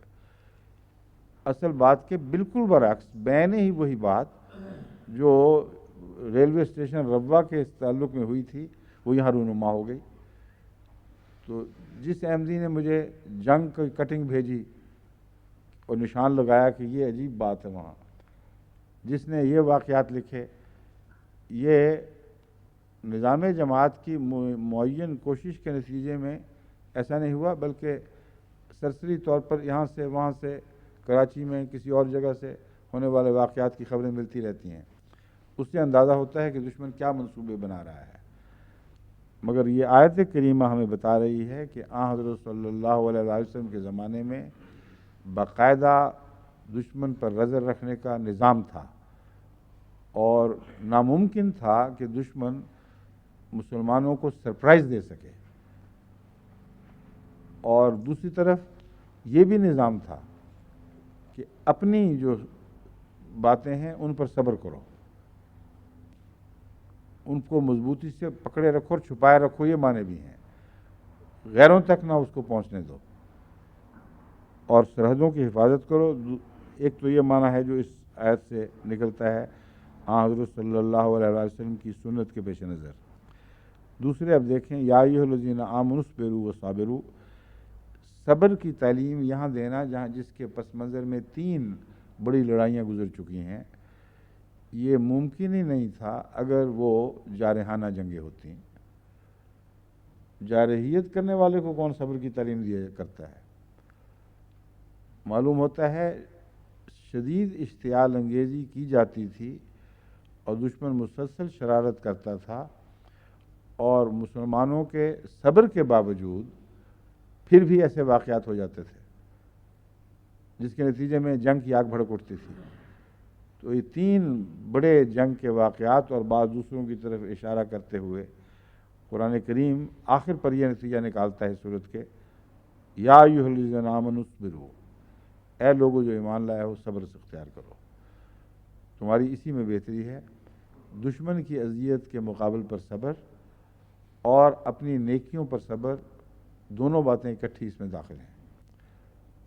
اذیت کے مقابل پر ایسی حرکت نہ کرنا جس سے اس کو موقع مل جائے کہ وہ اپنی شرارت کے لیے اسے بہانہ بنا لے، اور نیکیوں کو تبدیل نہ ہونے دینا، دشمن کی اذیت کے نتیجے میں نہ مرتد ہونا، نہ اپنے وفا میں ڈگمگانا، بلکہ کامل وفا اور استقامت کے ساتھ، سچائی کے ساتھ وابستہ رہنا۔ وَصَابِرُوا، اور دوسروں کو بھی اسی کی تلقین کرو اور ایک دوسرے سے صبر کے مقابلے کرو، یعنی ایک ایسی عظیم الشان چیز ہے کہ جہاں دوسرے کو صبر کرتا ہوا دیکھو تو اس کے نتیجے میں اپنے نفس پر رحم نہ کھانے لگ جانا۔ بعض دفعہ یہ بھی ہوتا ہے، ایک شخص کو صبر کرتے ہوئے دیکھ کے انسان اندر سے کمزور پڑ جاتا ہے۔ محمد رسول اللہ صلی اللہ علیہ وسلم کے غلاموں سے توقع یہ رکھی جا رہی ہے کہ مظلوموں کو جب صبر پر دیکھو تو یہ فیصلے کرو کہ وقت آئے گا تو ان سے بڑھ کر ہم صبر دکھائیں گے، یا جن چیزوں کی خاطر انہوں نے قربانیاں دی ہیں ہم اپنے صبر کے ذریعے ان کی حفاظت کریں گے، ان قدروں کی حفاظت کریں گے، اور کسی قیمت پر بھی اس راہ سے نہیں ٹلیں گے جس راہ پر یہ ہمارے بھائی صبر کرتے ہوئے قربانیاں پیش کر چکے ہیں۔ یہ صابرو۔ دوسرے جو کمزور ہیں تم میں سے وہ ڈگمگا بھی جاتے ہیں ایسی حالت میں جہاں صبر کا مضمون چل رہا ہو، تکلیفیں ہو رہی ہیں، کچھ لوگ بیٹھے ہوئے ہیں فیصلے کر کے کہ ہم ہر حالت میں یہیں رہیں گے، ان کو سمجھایا کرو جو کمزور ہیں ان میں سے، ان کو کہو کہ دیکھو صبر ہی میں بہتری ہے۔ اور رابطو کا ایک مضمون یہ بھی ہے کہ اگر تم اس طرح صبر کرو گے تو آئندہ خطرات سے پیش بندی کرنے والے ہوگے۔ جب صبر کی تعلیم دو گے تو تم لوگ تیار رہو گے کہ آئندہ جب بھی ایسے ابتلا دوبارہ آئیں گے تو دشمن تمہیں ہمیشہ مستعد، وفادار اور مستحکم پائے گا اور تمہارے قدم اکھیڑنے میں کامیاب نہیں ہو سکے گا۔ بس یہ مضمون بڑی لطافت کے ساتھ از خود رابطو کے مضمون میں داخل ہو جاتا ہے۔ تم رابطو، ربط سے کام لو، اور رابطو کا یہاں دونوں معنی آتے ہیں۔ صبر اور صبر کی تعلیم کے ذریعے تم ایک دوسرے کے دلوں کو باندھو، اور صبر کے ذریعے ایک جمعیت میں تبدیل ہو جاؤ، کیونکہ صبر کرنے والے لوگ ہمیشہ اکٹھے ہوتے ہیں۔ جو غم اور تکلیف کے وقت ایک حالت پر لوگ ملتے ہیں ان کے ساتھ تبھی تعلق پیدا ہو جایا کرتا ہے ایسے ہی لوگوں کو جو تکلیف سے گزرے ہوں۔ جیسے کہتا ہے ایک شاعر کہ اندلیب مل کے کریں آہوزاریاں، تو ہائے گل پکار میں چلاؤں ہائے دل، کہ دونوں ہی زخم خوردہ ہیں، دونوں ہی مصیبت زدہ ہیں، ہم جانتے ہیں اور کہ دکھ کیا ہوتا ہے، ہم اکٹھے ہوتے ہیں۔ اور فیض بھی کہتا ہے، رقیب سے خطاب کرتا ہے، آ کے وابستہ ہیں اس حسن کی یادیں تجھ سے، جس کی الفت میں بھلا رکھی تھی دنیا ہم نے۔ یہ ساری نظم یہی مضمون ہے صابرو والا، کہ جس کے نتیجے میں رابطو کا مضمون از خود پیدا ہو جاتا ہے کہ ایک جیسے حالات سے گزرے ہو تو تم نے اکٹھے ہونا ہے اور ایک دوسرے کے غم بانٹنے کی کوشش کرو گے صبر کی تعلیم دے کر۔ اور قرآن کریم نے جو آخری زمانے کا حل بیان فرمایا ہے، آخری زمانے کے مسائل کا، وہ بھی یہی ہے وتواصوا بالحق وتواصوا بالصبر. اور خوبصورتی یہ ہے کہ ایک دفعہ بالصبر ایک دفعہ استعمال کیا مگر دونوں معنی اکٹھے داخل کر دیے. وتواصوا بالصبر، نصیحت کرو گے تو صبر سے کرنا، کیونکہ نصیحت کرنے والے کو صبر کرنا ہی پڑتا ہے. اگر وہ صبر نہیں دکھائے گا تو نصیحت بیکار جائے گی. اس لیے اگر تم چاہتے ہو کہ تمہاری نصیحت اعلیٰ نتائج پیدا کرے تو چمٹے رہنا، چھوڑنا نہیں اس کو. وہی مضمون فذکر ان نفعت الذکریٰ. نصیحت کرنی ہے تو اس طرح کرو کہ ضرور پھر وہ فائدہ پہنچائے. اور وتواصوا بالصبر، اور وہ صبر کی نصیحت بھی کرتے ہیں. صبر کے ساتھ نصیحت کرتے وقت نصیحت کے مضمون سے چمٹے رہتے ہیں اور صبر کی نصیحت کرتے چلے جاتے ہیں. وتواصوا بالصبر، اور خود صبر کا نمونہ دکھاتے ہیں. یعنی دو معنی بنے. پہلا معنی تو یہ ہوگا کہ وہ دوسروں کو صبر کی نصیحت کرتے ہیں تو نصیحت کرنے پر صبر اختیار کرتے ہیں.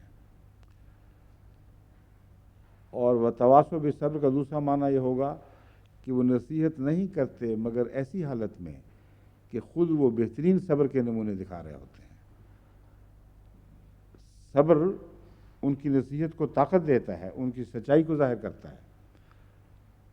بس یہ وہی مضمون ہے وَاصْبِرُوا وَصَابِرُوا میں. وَرَابِطُوا، اور اس کے نتیجے میں پھر دو باتیں ہیں. اول یہ کہ تمہارے آپس کے دلوں کے رابطے بڑھیں گے، تم اکٹھے ہو جاؤ گے. اور دوسرا یہ کہ دشمن کی سرحد پر ہمیشہ نگران رہو گے، کیونکہ رابطوں کا ایک معنی سرحدوں پر گھوڑے باندھنا بھی ہے. اور جب مفادات اکٹھے ہو گئے ہیں، خطرات ایک ہو گئے ہیں، تو پھر لازم ہے کہ آئندہ یاد رکھو، آئندہ یہ مصیبتیں نہ پڑیں، اس کی کوشش تم نے ضرور کرنی ہے. گویا صبر کا یہ مطلوب نہیں ہے کہ مصیبت کو قبول کر کے اس کے سامنے سر تسلیم خم کر دے. اس آیت سے صبر کا یہ مضمون نکلتا ہے کہ مصیبت کو ان معنوں میں قبول کرے کہ رضائے باری تعالیٰ کے سامنے سر تسلیم خم کر دے، اور اعلیٰ صفات جو اسے نصیب ہوئی ہیں، جن سے اسے متزلزل کرنے اور ہٹا دینے کے لیے کوشش کی جا رہی ہے اور تکلیف دی جا رہی ہے، وہ ان کو کسی قیمت پر نہ چھوڑے. یہ صبر کا مضمون بنے گا. اور یہ جو کیفیت ہے اکٹھے رہنا اور دکھ کو دیکھنا، اس کا یہ مطلب نہیں ہے کہ اس حالت کو اس طرح قبول کر لو کہ اس کو دور کرنے کی پرواہ نہ رہے. یہ ہرگز مطلب نہیں ہے کہ اس حالت کو اس طرح قبول کر لو کہ آئندہ بے شک ہوتا رہے، ہم تو صبر کریں گے. یہ ازالہ کرنے کی کوشش کرنا صبر کے منافی نہیں ہے. پہلے سے بڑھ کر مستعد ہو جانا، کیونکہ غموں کی حالت میں سے گزر کر پتہ چلتا ہے کہ غم کیا ہوتے ہیں. اس لیے ان کے ازالے پر مستعد ہونا ہے، نہ کہ ان پر بیٹھ رہنے کا یہ مطلب ہے کہ کہہ دو کہ بس یہ اب ہو گیا جو ہو گیا، اب ہمیں پرواہ کوئی نہیں، جو مرضی ہم سے کر لے. ہرگز یہ معنی نہیں ہے. رابطو کا لفظ اس معنی کو جھٹلا رہا ہے. وَاتَّقُوا اللَّهَ لَعَلَّكُمْ تُفْلِحُونَ، اور اللہ کا تقوی اختیار کرو تاکہ تم کامیاب ہو جاؤ. یہ ہے جنگی نقطہ نگاہ سے اس آیت کو آخر پر رکھنا. پہلے ابتلاؤں کا ذکر گزر چکا ہے اور بالآخر یاد کرایا جا رہا ہے کہ آئندہ بھی آئیں گے، اور آئندہ جو ابتلا آئیں گے ان سے جو سابقہ تھے ان سے سبق لینا اور مستعد رہنا اور آپس میں اکٹھے رہنا، اسی میں تمہاری نجات ہے. دوسرا یہ کہ تم جن نیکیوں پر صبر کیے ہوئے ہو، ان کے پھر بھی امتحان آنے والے ہیں. کئی ابتلا ایسے آئیں گے بعد میں جہاں تمہیں نیکیوں سے ہٹانے کی کوشش کی جائے گی. بس نیکیوں کے مضمون پر بھی پوری وفا کے ساتھ قائم رہنا، اور یہ نہ سمجھنا کہ وہ ابتلا کا زمانہ گزر کے پیچھے رہ گیا ہے. اب امام راغب صبر کے متعلق فرماتے ہیں صبر کے معنی عقل و شریعت دونوں یا ان میں سے کسی ایک کے تقاضا کے مطابق اپنے آپ کو روک رکھنا ہے۔ صبر ایک عام لفظ ہے جو مختلف مواقع کے لحاظ سے مختلف ناموں سے پکارا جاتا ہے۔ چنانچہ کسی مصیبت کے وقت نفس کو روک رکھنے کو بھی صبر کہتے ہیں، اور چنانچہ کسی بھی مصیبت کے وقت، یعنی صرف دینی مراد نہیں ہے، کسی بھی مصیبت کے وقت نفس کو روک رکھنے کو بھی صبر کہتے ہیں، اور روزہ کو بھی صبر کہتے ہیں۔ یعنی روزے کا ایک نام صبر بھی ہے۔ روزے کے دوران انسان بہت سی ایسی چیزوں سے اپنے آپ کو روکتا ہے جو عام حالات میں کرتا ہے اور وہ گناہ نہیں ہوتی۔ حلال جائز چیزیں ہیں ان سے بھی روکتا ہے۔ تو خاص موقع پر خاص اعلیٰ مقصد کے لیے اپنے آپ کو کسی چیز سے روک لینا، یہ بھی صبر ہے۔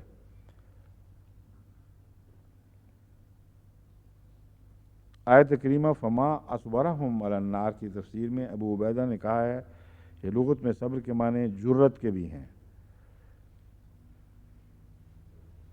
امام راغب کے نزدیک اصبروا و صابروا کے معنی ہیں عبادت الہی، یعنی ان کا اول معنی مصیبت کے معنی تو ہیں ہی، لیکن اعلیٰ معنی ان کے نزدیک یہی ہیں کہ عبادت الہی پر اپنے آپ کو روک رکھو اور خواہشات نفسانی کے خلاف جہاد کرو۔ اور یہاں سرحدوں پر گھوڑے باندھنے کا مفہوم پھر یہ بنے گا کہ جو حدیں ہیں خدا تعالیٰ کی قائم کردہ، ان سے دور رہو، ان کے قریب رہو کا معنی نہیں بنے گا، بالکل الٹ بن جائے گا، کیونکہ یہاں سرحدوں پر گھوڑے باندھنے کا مطلب ہے ان کے قریب تک نہ پھٹکو، ورنہ خطرہ ہے کہ تم دوسری طرف جا پڑو گے۔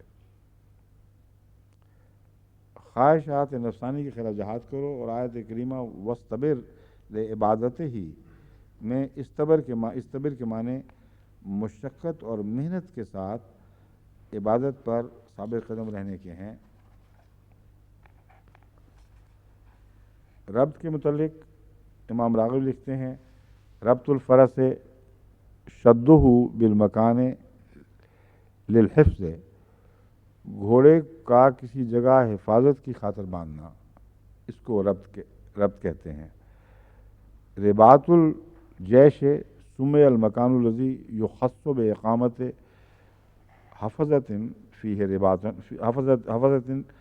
فیہ رباطن، وہ مقام جہاں سرحدی حفاظت کے لیے فوج رہتی ہے۔ رباط الجیش یعنی چھاؤنی کہلاتا ہے۔ الرباط مصدر ربط و رابط والمرابطۃ کل محافظت ہے۔ الرباط ربط اور رابط کا مصدر ہے، اور مرابطہ کا اصل معنی محافظہ ہے، حفاظت کرنا۔ یعنی اس تعلق میں اس کا لفظی معنی تو باندھ نہیں ہے، مگر مراد اس سے حفاظت ہوتی ہے۔ ربط الشیء ربطن اوثقہ و شدہ، یہ باتیں سب گزر چکی ہیں، اس کی اب ضرورت نہیں۔ امام راغب نے جو بیان کر دیا یہی کافی ہے۔ کسی اور لغت کے حوالے تو سب اکٹھے ہیں، مگر کوئی ایسی چیز مجھے نظر نہیں آ رہی جس میں کوئی نئی بات بیان کی ہو، سوائے اس کے کہ میں نے دل کی بات کا ذکر پہلے بھی کیا تھا، پڑھ چکا ہوں نا، تو حوالہ دے چکا ہوں آپ کو، آیت کا حوالہ بھی ہے، ٹھیک ہے۔ ارتباط الخیل، تاج العروس نے نمازوں کی ادائیگی، ان کے اہتمام کا ذکر کیا ہے۔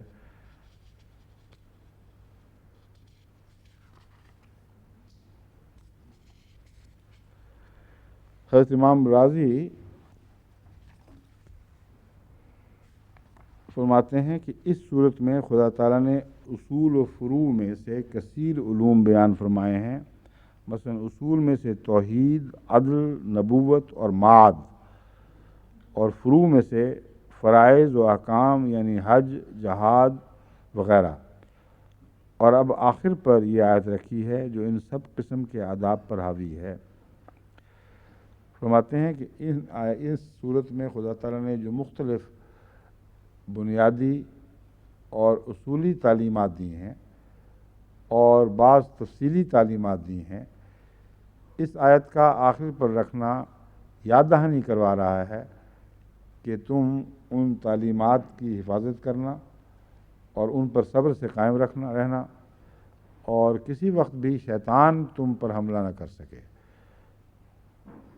بس یہ لفظ شیطان تو انہوں نے استعمال نہیں کیا، مگر مراد یہی ہے، ظاہر بات ہے کہ ان معنوں میں اگر شیطان کو دشمن سمجھا جائے تو پھر رباط الخیل کا مطلب سرحدوں پر گھوڑے باندھنے کا یہ ہوگا کہ کناروں کی بھی حفاظت کرنا، یعنی بدیاں جب داخل ہوتی ہیں تو ہلکے ہلکے وساوس کے ذریعے داخل ہوتی ہیں، سمجھتے ہو تم کہ کنارے کی چیز تھوڑی سی بھور کر کم ہوئی ہے، مگر جب تم نے ایک دفعہ شیطان کو داخل ہونے دیا تو خواہ وہ کنارے پر بھی داخل ہوگا، وہ اندر تک پھر سرایت کرتا چلا جائے گا۔ اور یہ مضمون وہ ہے جس کو ہم طب میں ہر روز اسی طرح برسر عمل دیکھتے ہیں، یہی کارروائی کرتے ہیں جراثیم۔ وہ لوگ جو سمجھتے ہیں کہ کیا فرق پڑتا ہے، تھوڑا سا چند جراثیم چلے گئے، لیکن ان کو یہ نہیں پتہ کہ جب اندر داخل ہو جائیں، اگر ان کو برج ہیڈ مل جائے، کسی ایک جگہ اڈا بنانے کا موقع مل جائے، پھر وہ مارا مار ارد گرد کا سارا علاقہ فتح کرتے کرتے آخر پھیپھڑوں، جگر، دل پہ قبضہ کر لیتے ہیں، دماغ کو معاف کر دیتے ہیں۔ تو رباط الخیل اس دنیاوی بیماریوں کے لحاظ سے حفظ ما تقدم کا مضمون پیش کرتا ہے۔ روحانی بیماریوں کے لحاظ سے یہ باریک نظر رکھنا کہ شیطان ہلکی ہلکی چھوٹی چھوٹی غلطیاں کروا کر تمہیں بڑی غلطیوں کی طرف مائل کرے گا۔ اگر تم متنبہ نہیں رہو گے تو تمہاری سرحد محفوظ نہیں رہے گی۔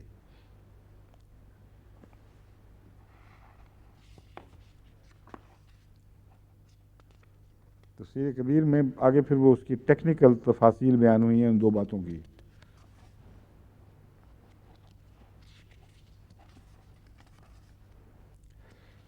باقی فتح البیان میں بھی یہی کچھ ہے، ابتلاؤں پر صبر، فرائض کی ادائیگی پر، نواہی سے رکنے پر وغیرہ وغیرہ۔ یہ کوئی نیا مضمون نہیں، یہ سب چیزیں پہلے بیان ہو چکی ہیں۔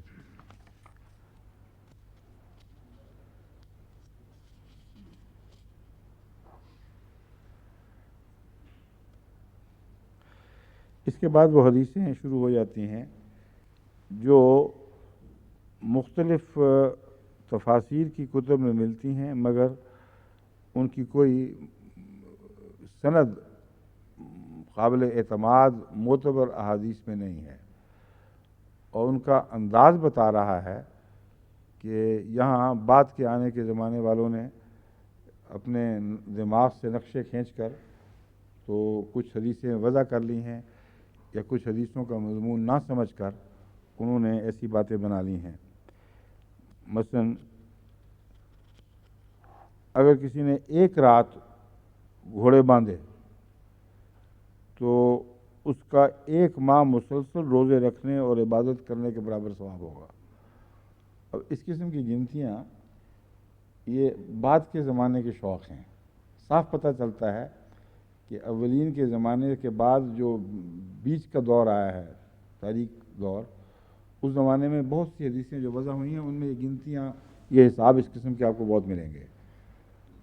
اور واقعہ یہ ہے کہ سرحد پر گھوڑا باندھنے کے متعلق یہ قدری حدیث موجود ہے کہ آن حضرت صلی اللہ علیہ وآلہ وسلم نے کبھی بھی سرحدوں پر گھوڑے نہیں بندھوائے۔ گھوڑے تو ان کے گھروں میں ہوا کرتے تھے، لیکن سرحدوں کی خاطر ہوتے تھے۔ تو یہ کہنا کہ کسی ایک رات کے لیے گھوڑا باندھا ہے سرحد پہ جا کے تو ایک مہینے کے مسلسل روزوں اور عبادت کا ثواب مل جائے، یہ عجیب و غریب بات ہے۔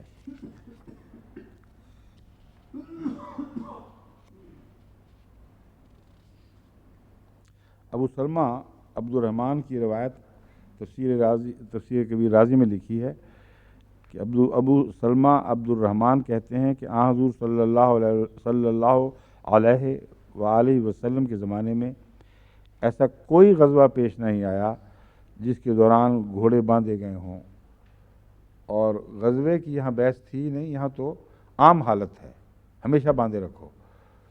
تو زیادہ سے زیادہ قرین قیاس یہ ہو سکتا تھا کہ جب غزوہ ہو رہا ہو تو اس وقت باندھے جائیں، تو اس وقت تو گھوڑوں کو سرحد پر باندھنے کا مطلب ہے ان کو ہلاک کروا دو، اس لیے ہرگز لفظی معنی نہیں ہے۔ ہاں، پر باندھنے سے مضمون یہ ہو سکتا ہے کہ قریب چھاونیاں بناؤ، اور یہ وہ طریق ہے جو ساری دنیا نے قبول کیا ہے اور بڑا مؤثر طریق ہے۔ عین سرحد کے اوپر گھوڑے باندھے نہیں جاتے، گھوڑ سواروں کی چھاونیاں اس سے مناسب فاصلے پر رکھی جاتی ہیں تاکہ وہ نظر میں رہیں اور ان کو خطرہ نہ ہو۔ اور جو بن گئی ہیں حدیثیں وہ میں نے بتایا نا کہ کوئی جا کے رات گھوڑا باندھا ہے تو ملے نہ ملے دوسرے دن یہ الگ بحث ہے، مہینے کے روزوں کا ثواب اس کو ضرور ہو جائے گا۔ بعض لوگ جو رمضان سے گھبراتے ہیں وہ تو جا کے گھوڑے ہی باندھ کے آئیں گے۔ اب چونکہ نماز کی سرحد شروع ہو گئی ہے اور اس پر گھوڑے باندھنے کا خاص حکم ہے، اس لیے السلام علیکم ورحمۃ اللہ۔